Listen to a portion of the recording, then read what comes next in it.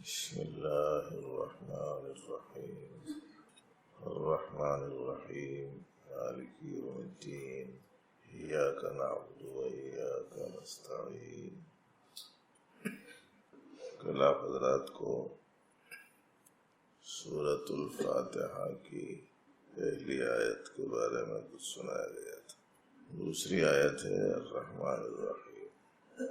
الرحمن الرحیم اصل حروف کے لحاظ سے ایک ہی لفظ سے ایک ہی مادے سے بنے ہوئے الفاظ، لیکن چونکہ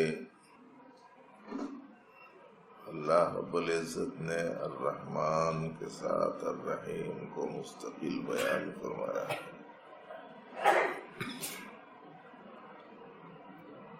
اس کی بنا پر دونوں کے معنی میں غور و خوض کرنے کے بعد علماء کرام نے تھوڑا سا فرق بیان فرمایا.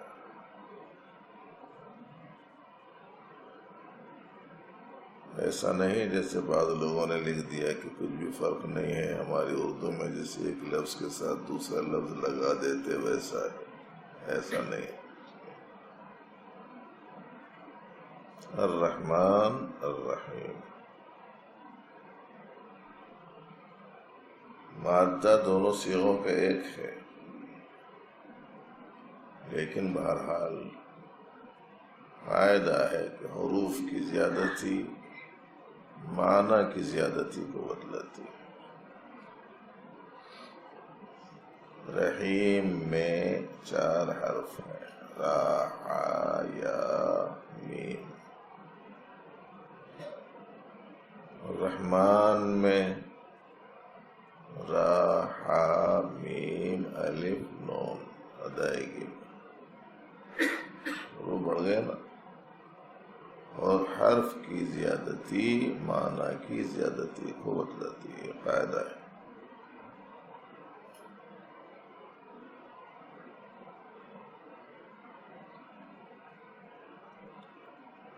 اور ابھی دیکھو میں گفتگو شروع کر رہا ہوں. بعض صاحبین تو وہ تھے جب میں عربی ہی پڑھ رہا تھا تو بھی آنکھ بند ہو گئی تھی.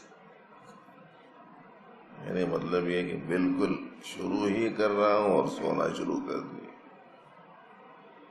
جبکہ کل آپ حضرات کو مسئلہ بتایا جا چکا ہے کہ اس وقت میں مراقبہ ناجائز ہے. اور آپ کو اللہ کا پاک کلام سنایا جا رہا، آپ سوئیں گے تو کیسے ہوگا؟ بہت اچھی چیز ہے مراقبہ. آیا سمجھ میں؟ مگر وقت پر، ہر چیز وقت پہ ٹھیک ہے.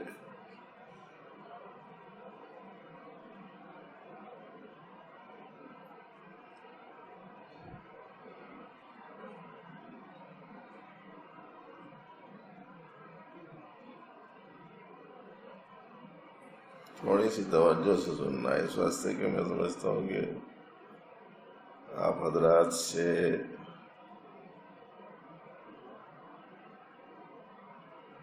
صحت کے اعتبار سے میں کوئی زیادہ صحت مند ہوں نہیں. مجھے بھی بہرحال اپنے اس بندھے ہوئے معمول کے حساب سے اپنے آپ کو بھی مشغول کرنا ہے. اس کی بنا پر تھوڑی سی توجہ سے سن لیجیے. بزرگوں نے بتایا کہ دونوں میں معنی کے اعتبار سے جو فرق ہے اس میں ایک میں عمومیت ہے اور دوسرے میں خصوصیت. رحمان میں عمومیت اور رحیم میں خصوصیت. کیا مطلب ہوا اس کا؟ یہ پورے الفاظ بھی عربی ٹائپ کے ہیں اصل، واسطے یہ بچوں کو آسانی سے سمجھ میں نہیں آتے.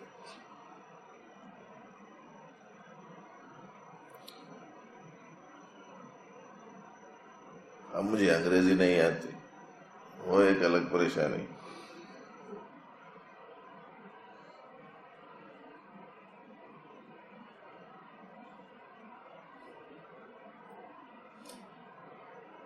ایک ہوتی ہے جنرل اور ایک اسپیشل. ایسا کچھ فرق ہے کہ کیا ہے کہ اس میں بھی عمومیت خصوصیت.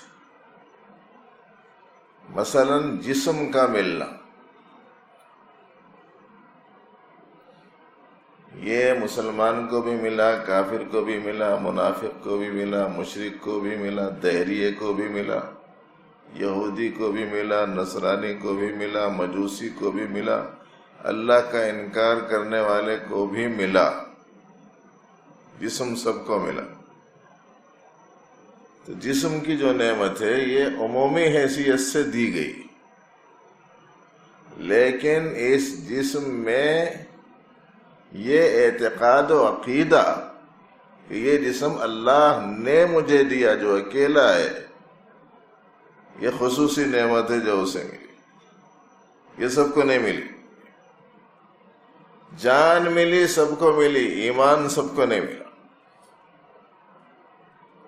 تو یہ جو جان ملی یہ رحمانیت ہے، اور یہ جو ایمان ملا یہ رحیمیت. یہ فرق ہے.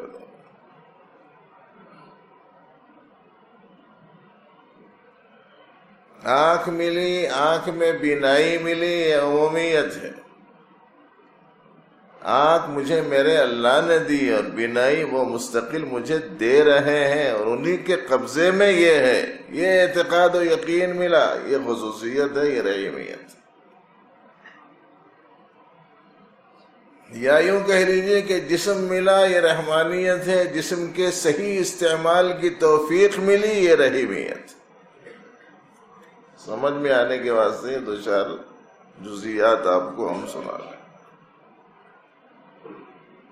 دوسری بات الرحمن الرحیم کے ذیل میں جو سمجھنے کی ہے وہ یہ ہے کہ اللہ پاک نے ابتدائی میں سورۃ الفاتحہ میں اپنی صفت الرحمن الرحیم بیان فرما کر اب آگے جتنا کچھ قرآن پاک میں ہے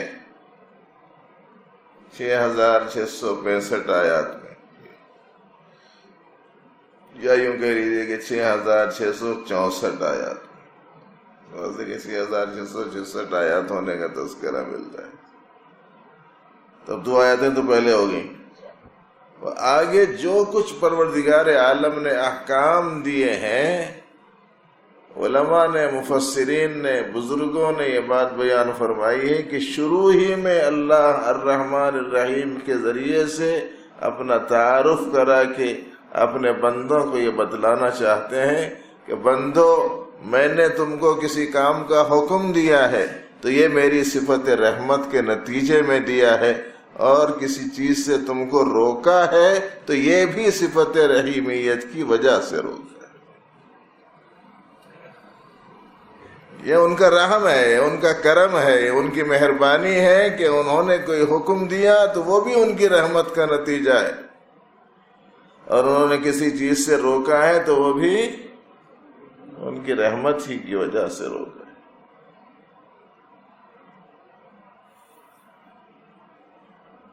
ماں باپ بچے کو بسکٹ دیتے ہیں، رحمت ہی کی تو وجہ سے دیتے ہیں، اور ماں باپ بچے کو چراغ سے، کانچ سے، جلنے والی چیز سے روکتے ہیں تو کہے کے واسطے روکتے ہیں؟ رحمت ہی کی وجہ سے روکتے ہیں. اگر بندے کو اتنی بات سمجھ میں آ گئی کہ جتنے احکام اللہ نے مجھے دیے ہیں وہ سب کے سب ان کی صفت رحمت کی وجہ سے دیے ہیں، تو ایسی صورت میں اس کو قبول کرنا آسان ہو جائے گا نا. اب ہم لوگ بوجھ سمجھ رہے ہیں اس کو. شریعت کے دین کے احکام کو بوجھ سمجھنے کا مطلب یہ ہوا کہ سورۃ الفاتحہ کی یہ دوسری آیت ابھی سمجھ میں نہیں آئی، ورنہ تو اللہ کا ہر حکم ان کی رحمت کا نتیجہ ہے. ہمدردی، خیرخواہی، بھلائی کا چاہنا اس کے حق میں مفید ہونے ہی کی وجہ سے حکم دیا ہے. بعض چیزیں دیکھنے میں بے دردی دکھتی ہیں، حالانکہ وہ بے دردی نہیں رہتی، وہ ہمدردی رہتی. صورت بے دردی کی دکھتی، چھوٹا بچہ ہے، پھوڑا ہو گیا، مواد جمع ہو گیا، ٹیچے مار رہا، رات دن رو رہا، تکلیف اتنی زیادہ ہے کہ دھکا لگانے نہیں دیتے. چھوٹے بھائی نے چھوٹے بہن نے دھکا لگا دیا تو پورا گھر سر پہ اٹھا لیتا. اتنی گڑبڑ، ہاتھ نہیں لگ سکتا کسی کا. اس کو اماں نے دیکھا، باپ نے دیکھا، بھائیوں نے دیکھا، بہنوں نے دیکھا، تو اس کی تڑپ پر یہ بھی تڑپ گئے. بچے کو لے کے گئے دوا خانے کو، ڈاکٹر کے پاس میں گئے، بتائے، انہیں بولا صاحب مواد بھر گیا اندر، اس کو نکال دینا ضروری ہے ورنہ اس کا زہر پھیل سکتا ہے. کیسا کریں گے؟ انہیں تو چھینے بھی نہیں دے رہا، دھکا بھی لگانے نہیں دے رہا. بولے تو کچھ نہیں، اس کو لٹاؤ، تخت ٹیبل پہ اسے لٹا دو، ایک دونوں ہاتھ پاؤں پکڑ لو، دوسرے دو ہاتھوں پکڑ لو، میں اب بھی آ رہا ہوں چاقو چھری لے کے. کرتا ہے یا نہیں کرتا؟ ہمدردی ہے بے دردی ہے؟ صورت کیسی ہے؟ صورت بے دردی کی ہے، حقیقت ہمدردی ہے. ایسے ہی سمجھ لیجئے کہ جتنی چیزوں سے اسلام نے ہم کو منع کیا ہے، ہم کو بظاہر ایسا معلوم ہوتا ہے کہ ہم کو مشقت میں، تکلیف میں، دشواری میں، تنگی میں ڈال دیا گیا ہے، حالانکہ ایسا نہیں ہے. یہ سب کے سب ان کی رحمت کی وجہ سے.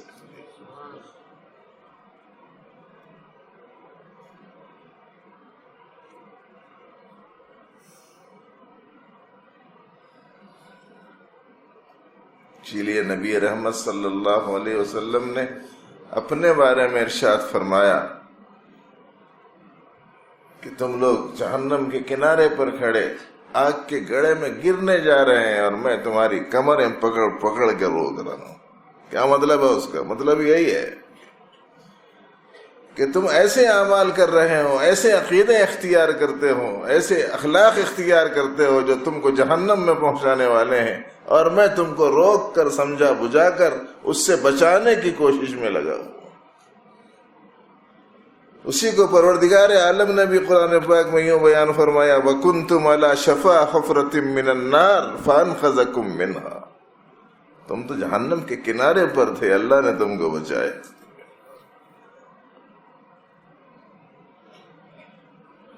الرحمن الرحیم سمجھ میں آ گیا جب دین کا ہر حکم شوق سے قبول کرنے والا بن جاتا.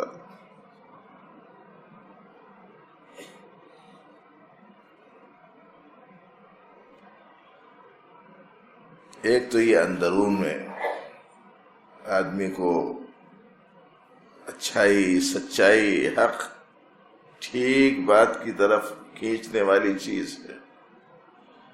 لیکن ایک دوسری چیز بھی جو انسان کی اپنے نفسیات میں پائی جاتی،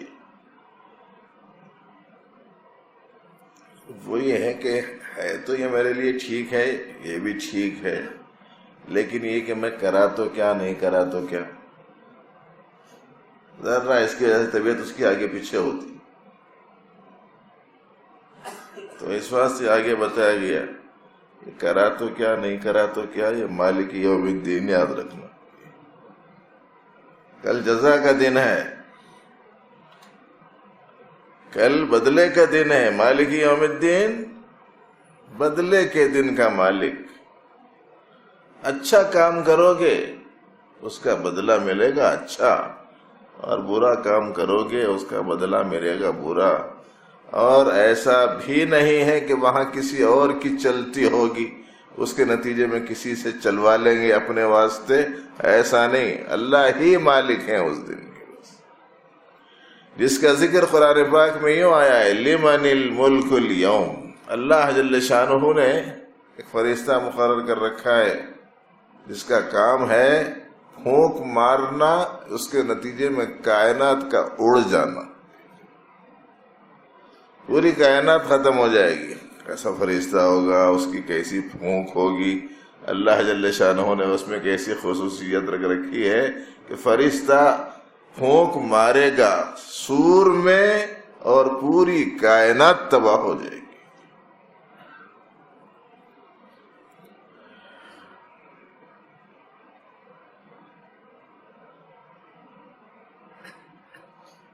وہ بھی فرشتہ، ایک ہی کام ہے بس، وہ سور پکڑ لے کے بیٹھا ہوا ہے، وہ بھی وہ 1 2 3 بولتے تو کیسا تیار رہتے، ایک بولتے ہی تیار ہو جاتے، اپنے اپنے لائنوں پہ آگے کھڑے ہو جاتے، 2 بولتے ہی اپنا زاویہ صحیح کر لیتے، پوزیشن لے لیتے، پوزیشن لینا بولتے ہیں، اور ادھر 3 کا لفظ نکلا اور ادھر فوراً اقدام شروع ہو جاتا ہے۔ ہمارے استاد محترم نے بتایا تھا کہ فرشتہ بیٹھا ہوا ہے، سور تھاما ہوا، اس کے کنارے پر منہ رکھا ہوا، گھٹنے ٹیکا ہوا، رب کی طرف نظر کیا ہوا ہے، ادھر اشارہ ہوگا ادھر پھونک مار دوں گا، بس ایسی سور ہے وہ، پوری دنیا ختم ہو جائے گی۔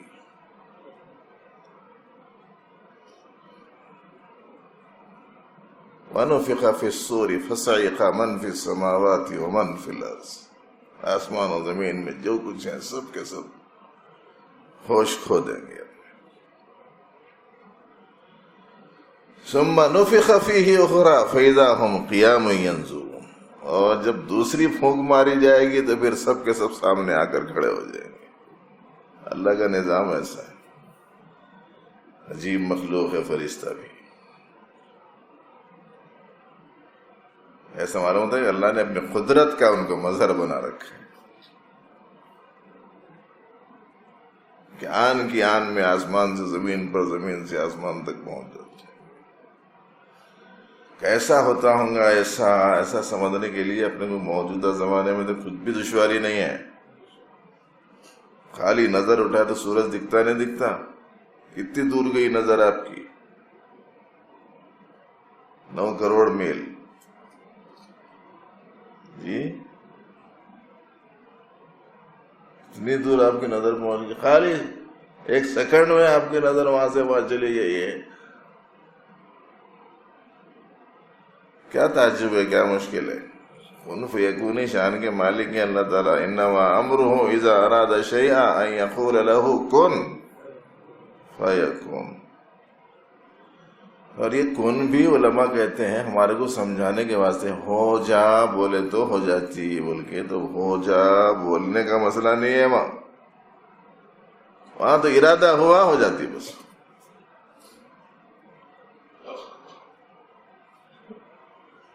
تو وہ 2 دن ہے، اس دن اللہ کی بارگاہ میں سب کو پہنچنا ہے، یوم یقوم الناس لرب العالمین، ایسا دن ہے وہ، اللہ فرماتے ہیں وہ بڑا عظیم دن ہے، لیوم عظیم یوم یقوم الناس لرب العالمین، سب سے بڑے دن۔ کتنا بڑا دن ہے؟ ایک جگہ ہے وَإِنَّ يَوْمًا عِنْدَ رَبِّكَ كَأَلْفِ سَنَةٍ مِّمَّا تَعُدُّونَ، 1000 برس کا۔ اور قیامت کے دن کے بارے میں اللہ پاک نے قرآن پاک میں فرمایا کَانَ مِقْدَارُهُ 50,000 سنہ، 50,000 برس کا ایک دن۔ اس دن جانا ہے مجھے، آپ کو، سب کو، کوئی صاحب چھوٹنے والے نہیں، کوئی نہیں چھوٹنے والا ہے۔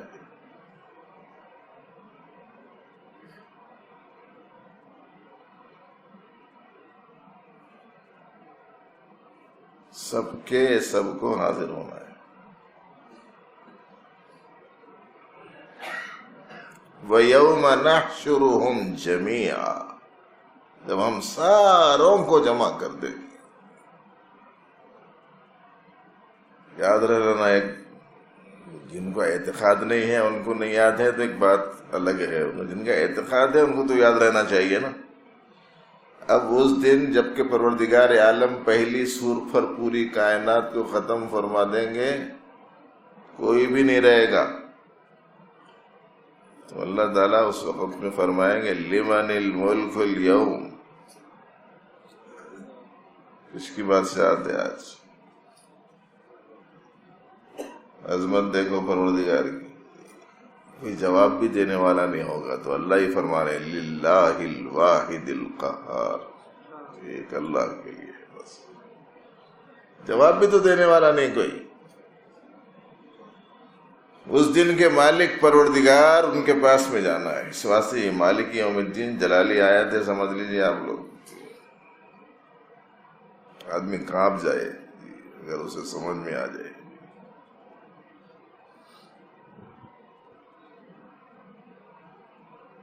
اب اگر آدمی کو یہ بات یاد رہے، آج کا دن اصل دن نہیں ہے، اصل دن تو کل کا دن. اور یہ جو مجھے حکم دیا جا رہا ہے، میں رب ہوں، میں سب کا پالنہار ہوں، میں رحمان ہوں، میں رحیم ہوں، میں نے تمہارے ذمے یہ کام کیے ہیں، تم نہیں کرو گے تو پھر میرے پاس آنا ہے وہ بدلے کے دن. آدمی میں وہ تحریک ہوتی ہے اندر سے، پوچھا جانے والا ہے. اسی واسطے آدمی کرنے لگتا ہے. جیسے آپ سے پوچھا جائے کہ بھائی 500 کی مقدار ہوئی نہیں ہوئی، شام میں پوچھیں گے، بولے تو بہت سارے نہیں کرنے والے بھی کر لیتے، بشرطے کہ پوچھنے والوں کی عظمت دل میں رہنا. بشرطے کہ پوچھنے والے کی عظمت دل میں رہے. دونوں پوچھنے والے ہیں بولے تو خود ہی پڑھ لیتا. عظمت نہیں ہے دل میں تو کچھ بھی نہیں بول سکتا. اللہ کی عظمت ہے تو ان کے سامنے جانا ہے، حساب کتاب دینا ہے. اور یہ خوف کا یہیں پایا جانا، اس خوف کا پایا جانا اپنے انجام کو بہتر سے بہتر بنانے کے مترادف ہے، اپنے نتیجے کو اچھا بنانے کے برابر ہے، سمجھ لیجیے.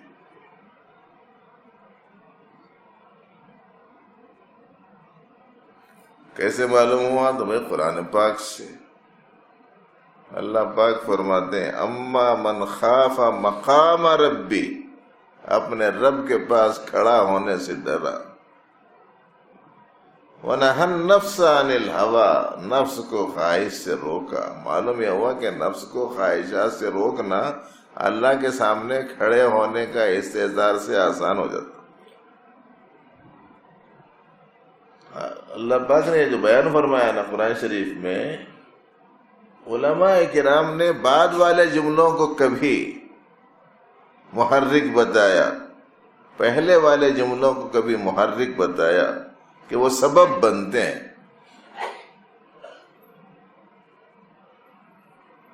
چونکہ آج کے دن بھی مالک وہی ہیں، کل کے دن بھی مالک وہی ہوں گے، پھر مالک یوم الدین کا کیا مطلب ہے؟ بات یہ ہے کہ یہاں بہرحال کسی نہ کسی اور کی حکمرانی ظاہری مادی وقتی حیثیت سے متعارف ہے، لوگوں میں جانے پہچانی جاتی. وہاں کس کی حکومت ہے؟ فلاں کی. وہاں کس کی؟ فلاں کی. وہاں کس کی؟ فلاں کی. ارے بھائی فلاں جگہ اب تو فلانے کا توتی بول رہا ہے. مختلف مخلوقات کی طرف میں نسبت ہوتی ہے حکومت کی. اگرچہ آج کے دن کے مالک بھی اللہ تعالیٰ ہی ہیں، لیکن امتحاناً آزمائش کے طور پر یہاں زمام کسی اور لوگوں کے ہاتھ میں چونکہ دے رکھی ہے، تو لوگوں کے تصور میں یہ پایا جاتا ہے کہ ان کے پاس بھی کچھ حکومت ہے. لیکن کل قیامت کے دن ایسا کچھ کسی کے پاس میں نہیں ہوگا. سب کے سب عاجز، بے بس، کمزور، ضعیف، محتاج بندے ہونے کی حیثیت سے حاضر ہو جائیں گے. اور ایسا عظمت والا وہ دن ہوگا کہ جس دن کے بارے میں نبی رحمت صلی اللہ علیہ وسلم نے بڑی تفصیل کے ساتھ میں ایک بات بیان فرمائی. میدان حشر میں کھڑے کھڑے حساب کے آغاز کا انتظار کرتے کرتے لوگوں کا حال برا ہو رہا ہوگا. نتیجہ کیا نکلے گا اس کا خوف اس درجے طاری ہوگا، اس کی وجہ سے بے چینی پریشانی اتنی زیادہ ہوگی کہ یہ تقاضا پیدا ہو جائے گا کہ نتیجہ کچھ بھی نکلے وہ حساب کتاب تو شروع ہو جانے بس پہلے، اتنی پریشانی ہو جائے گی۔ اب ایسی صورت میں کیا کریں گے جب لوگ بہت زیادہ پریشان ہوں گے؟ تو آپس میں مشورہ کریں گے کیا کریں گے، اتنی پریشانی ہے اپنی، تو بولیں گے کیا کریں گے؟ بچوں کو جو پریشانی ہوتی ہے تو بابا کو بولتے ہیں۔ اس وقت ہم سب کے بابا حضرت آدم ہیں، چلو ان سے جا کے بولیں کہ پروردگار سے آپ سفارش کر دیجئے کہ حساب شروع ہو جائے۔ حضرت آدم کے پاس جائیں گے، فرمائیں گے کہ آپ ہم سب کے ابو ہیں، ہم لوگوں کی پریشانی آپ دیکھ رہے ہیں، آپ اپنے پروردگار سے سفارش فرما دیجئے کہ حساب شروع ہو جائے۔ حضرت آدم علیہ السلام فرمائیں گے نہیں یہ کام مجھ سے نہیں ہو سکتا، آج ڈر کا معاملہ ہے، آج پروردگار اتنے ناراض ہیں کہ اس سے پہلے کبھی ناراض نہیں ہوئے تھے، اور مجھ میں یہ ہمت نہیں ہے کہ میں اس وقت میں پروردگار سے کسی معاملے کی سفارش کر سکوں۔ نفسی نفسی، مجھے تو آج اپنی فکر دامن گئی، اس کا نام ہے آخرت۔ بہت ڈرنے کی چیز ہے، اس واسطے آدمی کچھ بولتے ہوئے، کچھ کرتے ہوئے، کچھ لکھتے ہوئے بہت ڈرنا چاہیے کہ کل کیا ہوگا۔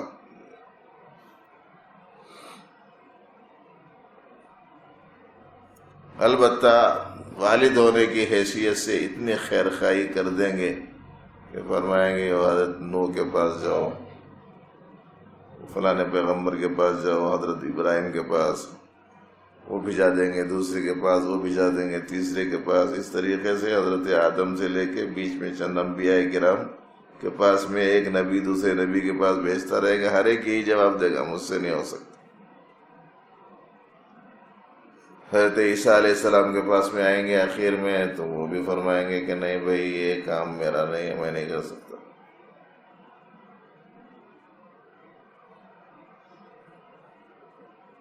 البتہ ایسا کرو، خاتم النبیین کے پاس جاؤ، سارے لوگ نبی رحمت صلی اللہ علیہ وسلم کے پاس پہنچیں گے اور کہیں گے کہ آج کی ہماری پریشانی آپ کے سامنے ہے، آپ سفارش فرما دیجئے کہ پروردگار عالم حساب کتاب شروع فرما دیں۔ آپ صلی اللہ علیہ وسلم فرمائیں گے کہ ہاں میں اس کام کو انجام دوں گا، اور پھر آپ سجدے میں گر جائیں گے اور پھر اللہ کی خوب تعریف کریں گے۔ حدیث میں آتا ہے کہ ایسے کلمات سے آپ کی زبان سے تعریف جاری ہوگی کہ اس سے پہلے کسی کی زبان پر محامد اور تعریف کے ایسے کلمے نہیں آئے ہوں۔ اتنا منائیں گے اپنے پروردگار کو، اتنا منائیں گے، اتنا منائیں گے، اتنا منائیں گے کہ پروردگار عالم رحم فرما کر فرمائیں گے کہ اچھا محمد سر اٹھاؤ، بولو کیا بولنا ہے، سنی جائے گی تمہاری بات۔ یا محمد ارفع رأسک سل تعطا اشفع تشفع، سر اٹھاؤ، مانگو کیا مانگتے ہو، دیا جائے گی، تمہاری مانگ پوری کی جائے گی، کرو سفارش، تمہاری سفارش قبول کی جائے گی۔ آپ سفارش فرمائیں گے، اسی کا نام ہے شفاعت کبریٰ۔ یہ حق ہے صرف اور صرف نبی رحمت صلی اللہ علیہ وسلم کا، جو میرے اور آپ کے پیغمبر ہیں، تمام انسانوں کے پیغمبر ہیں، خاتم المرسلین ہیں، خاتم النبیین ہیں، اولین و آخرین کے سردار ہیں، جن کے ہاتھ میں قیامت کے دن لواء الحمد ہوگا۔ ہم نے اپنے نبی ہی کو نہیں پہچانا، اور کل خبر میں جانے کے بعد میں پوچھیں گے یہ کون ہے، تو یہاں نہیں پہچانے تو وہاں کیا پہچانیں گے؟ پتہ نہیں کدھر جا رہے لوگ، کس کو اپنا آئیڈیل بنائے ہوئے ہیں۔ ارے جو حقیقی ہمدرد ہے، حقیقی خیرخواہ ہے، جو سراپا رحمت ہے، جو ہادی ہے پورے عالم کا، اور جن کے نقش قدم پر چلنے میں پورے انسانوں کی نجات ہے، اور جن کے دامن سے وابستگی ہی میں سرخروئی اور سربلندی ہے، آج امت ان کا دامن چھوڑے ہوئے پتہ نہیں کس کے پیچھے بھاگ رہی۔ اس واسطے بھائی اوروں کا تو کچھ کہنا نہیں ہے، لیکن آپ مجھے تو خصوصیت کے ساتھ میں بہت سنجیدگی سے سوچتے ہوئے اسی رمضان میں، اسی رمضان کے اسی عشرے میں، اسی عشرے کے اسی دن میں یہ فیصلہ کر لینا چاہیے کہ اب میری آئندہ کی جو زندگی ہوگی ان کا دامن پکڑ کے چلنے کی ہوگی کہ پیارے حبیب صلی اللہ علیہ وسلم کا دامن پکڑ کے، یہ طے کرنا چاہیے۔ اگر ہمارا یہ عشرہ کچھ ایسا گزرا کہ اللہ سے سچا تعلق قائم ہوا، اللہ کے حبیب سے سچی وابستگی قائم ہوئی، اور قرآن پاک سے تعلق قائم ہوا، اور دین پر چلنے کا اگر ہم نے صحیح ڈھنگ سے فیصلہ کر لیا، تو سمجھ جاؤ کہ ہمارا یہ اعتکاف اللہ کے پاس قبول ہو گیا۔ ایک علامت ہے کسی بھی چیز کی، بہت بڑی سعادت کی بات ہے، اور اتنی یکسوئی کے ساتھ میں آپ حضرات کو عام طور پر سننے سنانے کا موقع بھی نہیں ملتا ہے۔ یہاں تو اللہ کا یہ کرم ہے، خالص معتکفین کا مجمع ہے، اور شہر سے دور دراز، نہ کسی کی آوک نہ جاوک، اور نیت بھی کچھ ایسی کہ جانا بھی چاہیں تو نہیں جا سکتے۔ اللہ نے بلا کہ اپنے گھر میں گھیر لیا، اور بڑا خوش نصیب ہے وہ، بڑا خوش نصیب ہے وہ جس کو پروردگار عالم نے یہ کرم فرمایا ہو، جس کے ساتھ میں کہ میرے گھر کو آنا، میرے گھر سے نہیں جانا۔ کس کو کرتے ہیں آپ؟ دیکھتے ہوں گے آپ لوگ کہ آپ کو چاہنے والے کسی کے گھر میں چلے جاؤ کافی عرصے کے بعد میں، تو بڑے شوق سے اتفاق سے استقبال کرتے ہیں، بڑی اکرام، بڑا احترام، خوب کھلانا پلانا سب کچھ ہوتا ہے۔ اور اگر کچھ دیر کے بعد میں آپ کہیں گے بھئی اب جاتا ہوں میں، تو کیسے جاتے؟ ہم بھی دیکھتے نا، چھوٹے چھوٹے بچوں کو آپ دیکھیں جا کے دروازہ بند کر لیتے، جانے نہیں دیتے ہم لوگ۔ محبت کا ایک انداز ہے، پروردگار عالم کی بھی عنایت و مہربانی۔ دیکھو ہم گناہ گاروں کو اپنے گھر پہ بلا لیا اور بولے کہ میرے گھر میں رہنا، جانا نہیں تم لوگ۔ کتنا کرم ہے اللہ کا، شکر ادا کرو پروردگار کا، اللہ نے ایک ایسا عظیم موقع ہم لوگوں کو دیا۔ میرے دوستو، اس موقع پر یہ ارادہ کر لینا ہے کہ اب میری جو آئندہ کی زندگی ہوگی وہ اب تک کی گندی زندگی کی طرح کی زندگی نہیں ہوگی، اب میری زندگی آئندہ کی اچھی زندگی ہوگی۔ بہرحال دوستو، یہ مالک یوم الدین آپ کو سنایا گیا۔ اب اس کا تقاضا کیا ہے؟ اس کا تقاضا یہ ہے کہ جو روز جزا کا مالک ہے، جو رحمان ہے، جو رحیم ہے، جو ذرے ذرے کا پالنہار ہے، جو تمام صفات کاملہ کا رکھنے والا اللہ ہے، جو تمام تعریفوں کا مستحق ہے، اسی کے آگے جھکیں گے یا کسی اور کے آگے؟ اور جب یہ معلوم ہو چکا کہ سب کچھ کی ضرورتوں کے پورا کرنے والے وہی ہیں، تو اسی سے مانگیں گے کہ کسی اور سے؟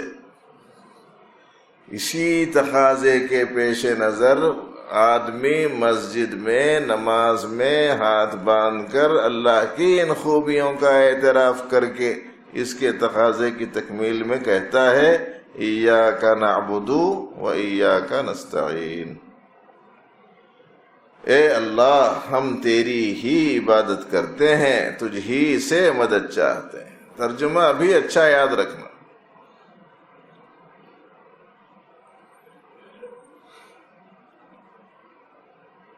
کسی انگریزی لفظ کا ترجمہ نہیں آ رہا تو آدمی تو دیکھ کے کیا بول رہے ہیں، ارے کوسے زمانے کا آدمی ہے جی، یہ لفظ کے معنی نہیں معلوم اس کو۔ انگریزی لفظ کے بارے میں اتنے دل دادا ہو گئے اس کے، میں یہ نہیں کہتا کہ انگریزی مت سیکھو، انگریزی معنی مت سیکھو، انگریزی زبان مت جانو، بلکہ ہم تو اس زمانے میں یہ کہہ رہے ہیں کہ خوب انگریزی سیکھو، لیکن سیکھنے کا جو منشا ہے وہ بھی ذہن میں رکھو، ہے کہ لوگوں کو سیدھا کرنے کے واسطے سیکھو، سیدھے راستے پر چلانے کے واسطے سیکھو، سیدھا راستہ کیا ہے بتلانے کے واسطے سیکھو۔ اور لطیفے کے طور پر یہ بات عرض کرتا ہوں کہ الٹا ہونے کے واسطے یا الٹا کرنے کے واسطے مت سیکھو۔ جیسے اے بی پڑھے تھے، بی اے ڈگری مل گئی،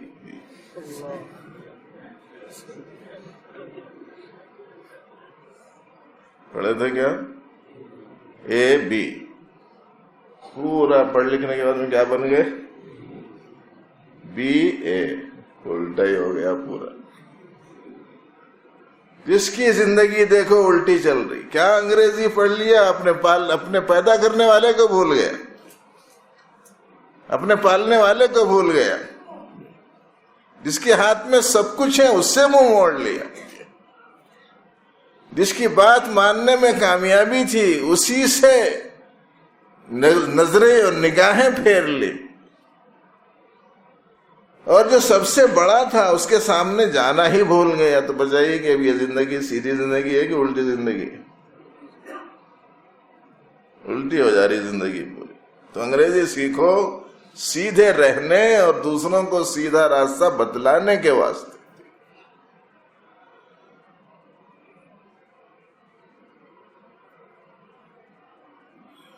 مانگیں گے کس سے؟ اللہ سے۔ عبادت کریں گے کس کی؟ بس اس میں ترجمہ کیا ہے وہ ذہن میں رکھو، اے اللہ ہم تیری ہی عبادت کرتے ہیں، تجھ ہی سے مدد مانگتے ہیں۔ اور یہ لفظ ہی جو بیچ میں آیا یہ بتلاتا ہے خصوصیت کو۔ اگر بول دیے بھی تو مشرک ہو جاتے، اگر بھی بول دیے اے اللہ ہم تیری بھی عبادت کرتے ہیں، اگر بول دیے تو کیا ہو جاتا؟ شرک ہو جاتا۔ تجھ سے بھی مدد مانگتے ہیں اگر بولتے ہیں تو کیا ہو جاتا ہے؟ شرک ہو جاتا ہے۔ اس واسطے کہیں ترجمہ نہیں ملے گا آپ کو ایسا کہ کہیں بھی موجود ہو، اور کہیں بغیر بھی کے بغیر ہی کے بھی ترجمہ عام طور پر نہیں ملے گا آپ کو، اس واسطے کہ ایاکا میں خصوصیت ہی ہے۔ اگر ترجمہ یہ کرنا ہوتا آپ کی عبادت کرتے ہیں، ہم آپ کی عبادت کرتے ہیں، اگر یہ ترجمہ کرنا ہوتا تو عبارت یوں بنتی نعبدو کا، نعبدو کا اس کے معنی آتے ہیں آپ کی عبادت کرتے ہیں۔ یہ جو کا بعد میں ہے نا، یہ کا جب پہلے آ جاتا ایاکا نعبدو، تو یہ کا کو جو بعد میں آنے والا ہے جب پہلے آ جاتا ہے، اب گرامر یہ لوگوں کو سمجھانا تو کیسا سمجھانا بھائی، اسے ایسا بولے تو شاید تھوڑا سا سمجھ میں آتا ہوں۔ یہ فعل کے ساتھ میں جو ضمیر جو مفعول کی ضمیر لگی ہوئی ہوتی ہے، اگر فعل کے ساتھ میں ہوتی ہے تو اس کے معنی الگ ہوتے ہیں، اور اگر اس ضمیر کو الگ کر کے پہلے بیان کر دیا جاتا ہے تو پھر اس کے معنی الگ ہوتے ہیں۔ تو ایاکا نعبدو کے معنی ہے ہم تیری ہی عبادت کرتے ہیں، تیرے علاوہ کسی کی عبادت نہیں کرتے۔ اور یہی مفہوم ایاکا نستعین میں بھی، ایاکا آ جانے کے بعد میں خالی ایاکا نعبد و نستعین نہیں ہے، ایاکا نعبد و ایاکا نستعین، تاکید پیدا ہو رہی ہے، تجھ ہی سے مدد مانگتے ہیں۔ عبادت کی شکلیں نماز، روزہ، زکوٰۃ، حج، دین کی محنت، امر بالمعروف نہی عن المنکر، ذکر، تلاوت، دعا، نظر، طواف، منت، رکوع، سجدہ، سب عبادت کی شکلیں ہیں، یہ شکلیں اللہ کے علاوہ کسی اور کے لیے نہیں اختیار کریں گے۔ ایاک نستعین کا مسئلہ ہے، لیکن اشراق کا وقت ہو گیا ہے۔ اس بات سے اب اچھا یہی ہے کہ آپ لوگ بھی اللہ سے دل دل میں مدد مانگ رہے ہوں گے کہ مولا سونے کا بھی کچھ موقع دے دیجئے۔ اس لیے بہرحال آپ حضرات اب جلدی سے سورہ یاسین پڑھ لو، 2 کر کے 4 رکعت نماز اشراق ادا کر لے کے سو جاؤ اطمینان سے۔ اللہ جل شانہ مجھے آپ کو سب کو علم صحیح، عمل صالح کی توفیق عطا فرمائے۔ اللهم ربنا لك الحمد كله ولك الشكر كله، ربنا آتنا في الدنيا حسنة وفي الآخرة حسنة وقنا عذاب النار وادخلنا الجنة مع الأبرار يا عزيز يا غفار۔ اللهم استر عوراتنا وآمن روعاتنا واقض حوائجنا وأد ديوننا واشف مرضانا، ربنا أصلح لنا شأننا كله، اللهم إنك عفو تحب العفو فاعف عنا يا كريم، ربنا ظلمنا أنفسنا وإن لم تغفر لنا وترحمنا لنكونن من الخاسرين، يا واسع المغفرة يغفر لنا خطايانا فإنه لا يغفر الذنوب إلا أنت، ربنا تقبل منا إنك أنت السميع العليم وتب علينا إنك أنت التواب الرحيم، وصلي وسلم وبارك على سيد المرسلين، الحمد لله رب العالمين۔